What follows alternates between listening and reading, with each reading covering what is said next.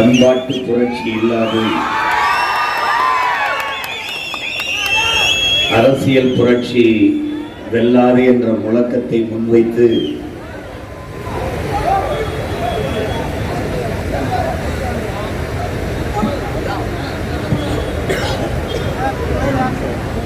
வீரத்தமிழர் முன்னணி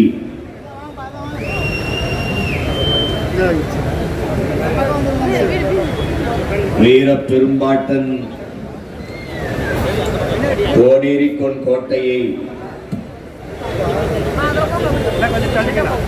மீட்கிற வரலாற்று பெரும் போரை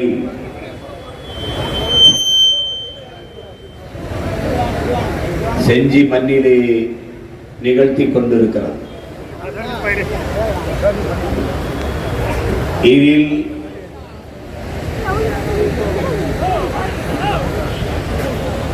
இன உணர்வோடும் மான உணர்வோடும்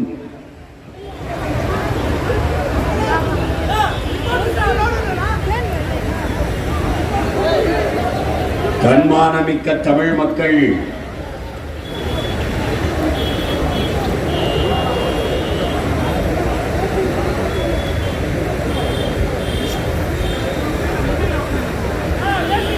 பேரெழுச்சியாக பங்கேற்றிருக்கிறார்கள்.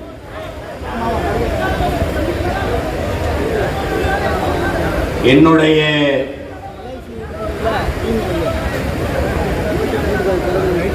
உயிரோடும் உணர்வோடும்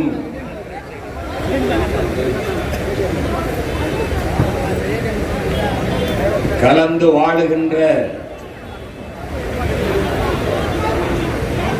என் உயிர் சொந்தங்கள் அனைவருக்கும் என்னுடைய அன்பும் வணக்கமும்.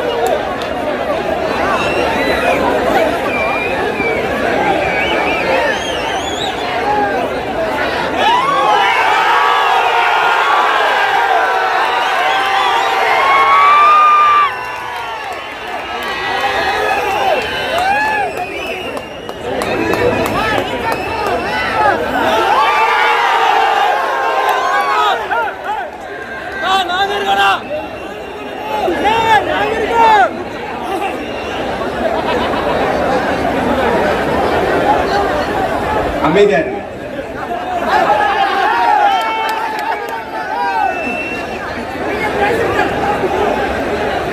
அமைதியாரு, அப்பதான் நான் பேச முடியும்.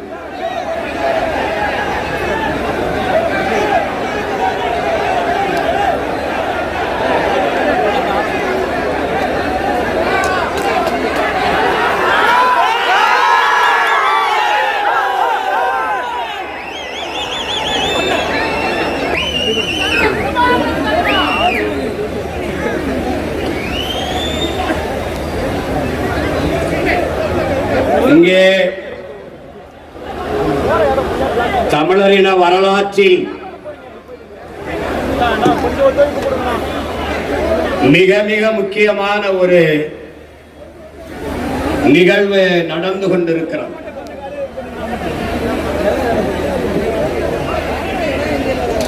வரலாற்றில் தெளிவு பெறாத எந்த இனமும் எழுச்சியுற முடியாது என்கிறார் ரஷ்ய புரட்சியாளர் லெனின் அவர்கள்.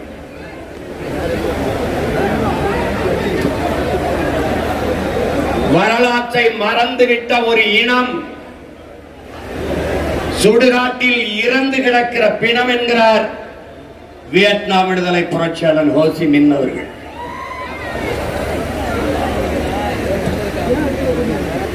வரலாற்றை படிக்காதவன் வரலாற்றை படைக்க முடியாது என்கிறார் அறிவாசான் அண்ணல் அம்பேத்கர் அவர்கள்.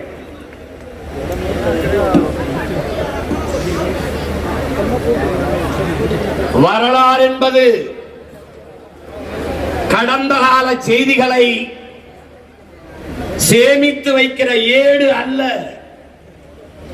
அது நிகழ்காலத்திற்கான அடித்தளமும் எதிர்காலத்திற்கான உயிர் தொடரும் என்கிறார் ஹிட்லர்.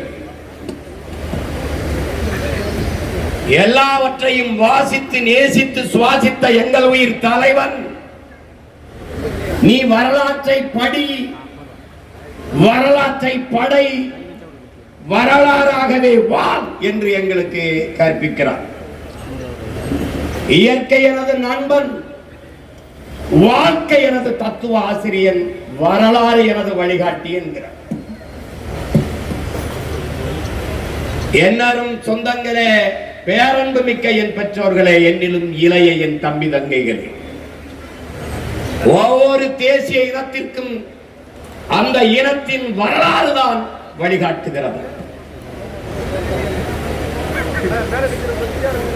அதனால்தான் நாம் வேற இழந்த மரமும் வரலாற்றை மறந்த இனமும் வாழாது என்ற முழக்கத்தை முன்வைக்கிறோம். வீழ்ந்துவிட்ட ஒரு இனம் தன் வரலாற்றில் இருந்துதான் எழுச்சியுற வேண்டும். அப்படி வீழ்த்தப்பட்ட தமிழ் தேசிய இனத்தின் மக்கள் நம்மின வரலாற்றில் இருந்து எழுச்சியுற துடிக்கிறோம், மீள் எழுச்சி கொள்ள பாய்கிறோம். வரலாற்றில் புறக்கணிக்கப்பட்ட ஒரு இனத்தின் மக்கள் தங்களின் வரலாற்றை தாங்களே ஒரு நாள் எழுதுவார்கள் என்கிறார் அறிவாசான் அண்ணல் அம்பேத்கர் அவர்கள். அப்படி பன்னெடுங்காலமாக வரலாற்றிலே நிராகரிக்கப்பட்டு புறக்கணிக்கப்பட்ட தமிழ் தேசிய இனத்தின் மக்கள் தங்களுக்கான வரலாற்றை மீண்டும் எழுதுவதற்கு துடிக்கிற காலம்தான் தமிழ் தேசிய பிள்ளைகளின் காலம், பிரபாகரனின் பிள்ளைகளின் காலம்.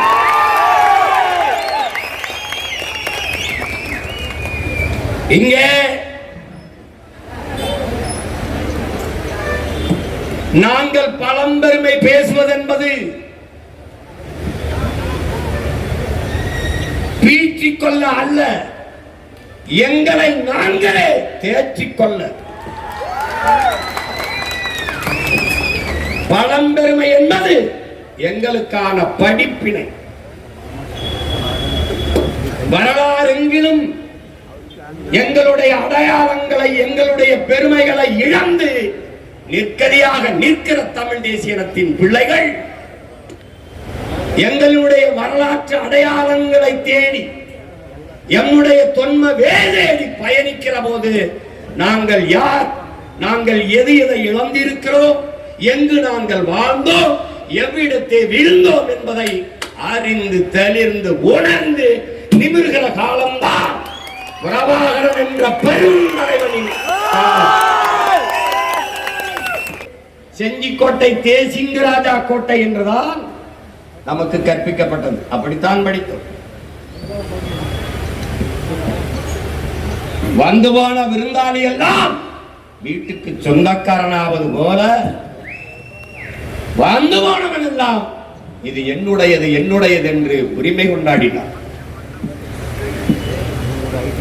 என்றைக்கு தேசிங்கராஜாவுடைய கோட்டை என்பதை சகித்தோமோ பொறுத்தோமோ அவனுடைய நீட்சியாக இன்று அதிகாரங்கள் இது மராட்டிய மன்னர்களின் ராணுவ தளம் என்று அறிவிக்கிறது. வரலாறு என்ன? திரையிட்ட ஆவணப்படம் என்ன உங்களுக்கு தெளிவுபடுத்துகிறது? பல்லவ மன்னர்கள் தொடங்கி பல்வேறு நமது முன்னவர்கள் இந்த நிலப்பரப்பை ஆண்டிருக்கிறார்கள். ஆனால் ஆனந்தக்கோன், அவனுடைய மகன் கிருஷ்ணகோன், அவனுடைய மகன் கோனேரிக்கோன், இவர்கள்தான் அந்த கோட்டையை கட்டினார்கள். நமது முன்னவர்கள் ஆண்டிருக்கிறார்கள்.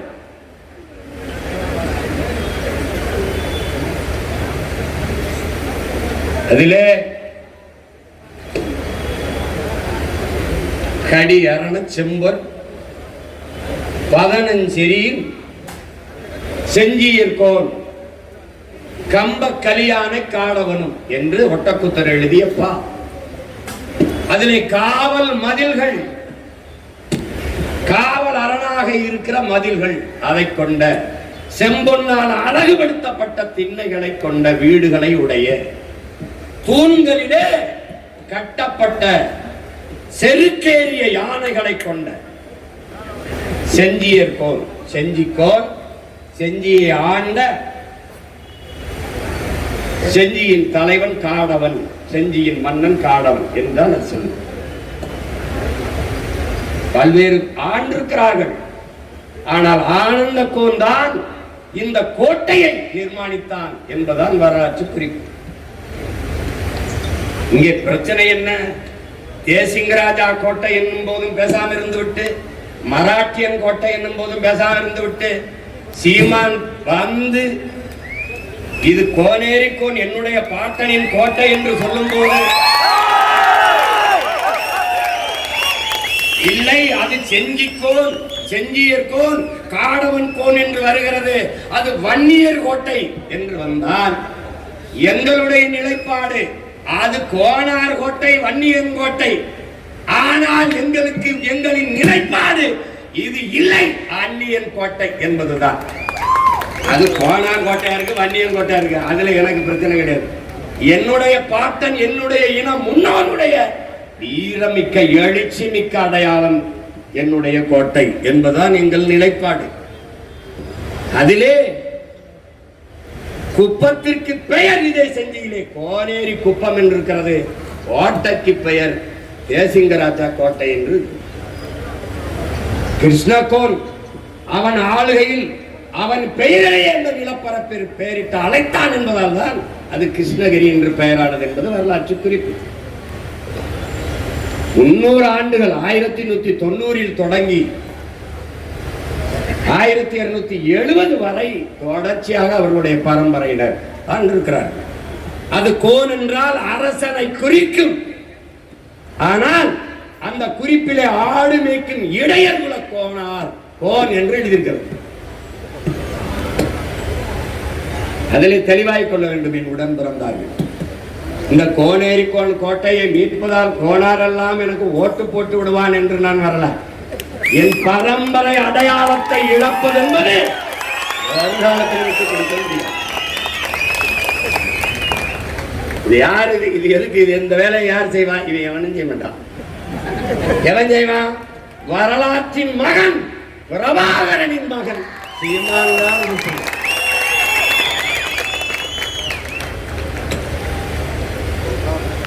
என அடையாளம் என்பது என்னுடைய முகம், முகவரி. என் அன்பு தம்பி தங்கையில என்னரும் பெற்றோர்களை எந்த ஒரு இனம் தனது மொழியையும் வரலாற்றையும் பாதுகாத்து வைத்திருக்கிறதோ அந்த இனம் உலகில் பாதுகாப்பாக வாழ்கிறது என்கிறோம், வாழும் என்கிறோம். ஆனால் நாங்கள் என்னரும் தமிழை, என் தாய்மொழியை தொலைத்தோம், கண் முன்னே அழிய விட்டோம், எங்கள் அடையாளங்களை இழந்து தொலைத்தோம், அது பற்றிய புரிதல் இல்லாமல் தவித்தோம், தான் தோன்றிகளாக திரிந்தோம். அதனால் நாங்கள் யார் என்பதை மறந்தோம். சொந்த நாட்டிலே அடையாளமற்ற அடிமைகளாகி போதும். இப்ப என்ன நடந்தது? திடீர்னு ஐயா மோடி அவர்கள் இதை மராட்டிய மன்னர்களின் படைத்தளம் என்று அறிவிக்க காரணம் என்ன? மகாராஷ்டிராவில் ஒரு ஆட்சி செய்கிறார்கள், மராட்டியர்களுக்கு பெருமையாக இருக்கு. மான தமிழனுக்கு, மான தமிழன் மண்ணில் மராட்டியன் கோட்டை இருக்கு, இங்க இருக்கு. எதுக்கு வருது? இங்க எதுக்கு வருது? எதுக்கு வருது? என்னது இது? நீ நுட்பமா பாரு, நல்லா கொஞ்சிக்க. இந்த கோட்டையை யுனெஸ்கோவுக்கு பரிந்துரைச்சது யாரு? இந்திய அரசு, தொல்லியல் துறை, ஐயா மோடி அவர்களின் அரசு. இதை கொடுக்கும்போது தடுத்திருக்க வேண்டியது யாரு? இவ்வளவு ஆவணங்களை எளிய பிள்ளைகள் நாம் திரட்டி அரை மணி நேரம் படமா காட்டும் போது அதிகாரத்தில் இருக்கிற திராவிட அரசு, திராவிட மாடல் அரசு, இந்த அரசுக்குள்ள திருட்டு அரசு,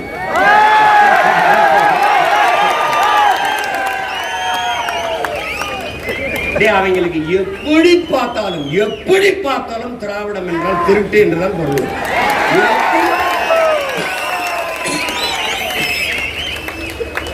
அவனுக்கென்று சொந்த வரலாறு கிடையாது. குயில் எப்படி கூடு கட்டாது காக்க கூட்டுல முட்டை போடுமா, அப்படி திராவிட நம்ம ஓட்ட வாங்கிட்டு நாட்டாண்டிட்டே இருப்பான். அவனுக்கு ஒரு ஏலம், அவனுக்கு ஒரு பண்பாடு, மொழி, கலை, கலாச்சாரம் எந்த ஏலமும் இல்லை. என்னது என்னது என்னது என்னது என்னது எதா இருந்தாலும் என்னது? இந்த பக்கத்து விட்டு பசுமாடு கண்ணு குட்டி போட்டு சொல்லுங்க. எங்கெல்லாம்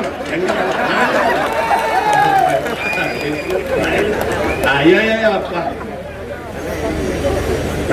ராமசாமி ஐயா கட்டதுனோட சொல்லுவாங்கடா, உங்களுக்கு தெரியுமா அப்படின்னு. கவனி, இங்க பாரு, இது எப்படி ஆரம்பிக்குதுன்னு பாரு.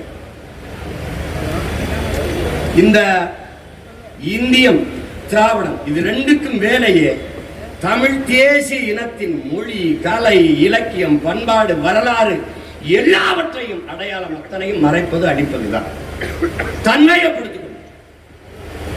அது எங்க இருந்து? எல்லாவற்றிலும் இறைவன்ல இருந்து, வழிபடுகிற இறைவன், கடவுளில் இருந்து. சிவன் யாருது? சிவன் யாருது? திருமால் பெருமாள் யாருடையது? எல்லாம் தன்னுடையது, தன்னுடையது, தன்னுடைய எடுத்துக்குவான். நம்முடைய மாயோன், நம்முடைய திருமால். அங்க தூக்கிட்டு போய் வெங்கடாச்சலபதி, ஸ்ரீனிவாசன் பேர் வச்சா அவனாய். என்னுடைய சிவன், அவனுடைய ருத்ரநாயகன் சிவ் ஆயிட்டு சிவ் அப்படின்னு சிவன் மாத்திக்குவான். எப்படி இருக்கு? முருகன் மட்டும் தமிழ் கடவுளா? முருகன் தமிழ் கடவுள். அப்ப சிவன் இந்தி கடவுள? திருமாலும் பெருமாளும் உங்க கடவுள? டேய், 12 ஆழ்வார் ஏன்டா? 63 நாயன்மார் ஏன்? தேவாரம், திருவாசகம், திருப்பாவை, திருப்புகழ் எல்லாம் என்னுடைய தாய் மொழிடா. வைத்தியக்கார பையல, கடவுளை கடன் கொடுத்த இனத்தின் மகனடா. இறைவனை இரவல் கொடுத்த இனத்தின் பிள்ளைகள் இங்கே கூடி நிக்கிறோம்டா. எல்லாத்தையும் பறி கொடுத்துட்டு இருக்கான். இந்தவா, என் பாட்டன் பரம்பரை முன்னாடி பணப்பைய பறி கொடுத்துட்டான். பேரங்க விரட்டி அடிச்சு பறிக்க வந்துருக்கான். பண்பாட்டு மீட்சி தான். இழந்த உரிமையை பிச்சை கட்டு பெற முடியாது, போராடித்தான் பெற்றாக வேண்டும் புரட்சியாளர் அண்ணல் அம்பேத்கர். அந்த பண்பாட்டு மீட்சி. ஏய், சும்மா அப்படி நின்று கத்திக்கிட்டு போயிடறான்னு நினைக்கிறாத.